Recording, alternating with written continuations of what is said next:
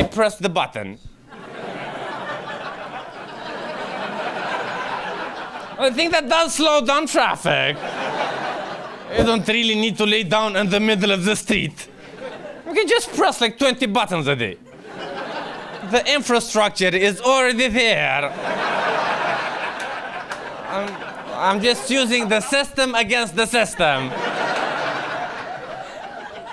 I honestly recommend it. If you're ever waiting for a friend, just go wait by a crosswalk. Save the planet for 5 minutes. If you time it correctly, it's a beautiful thing.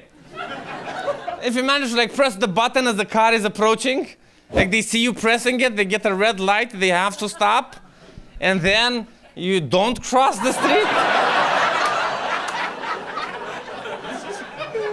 Just a nice way to spend your Sunday.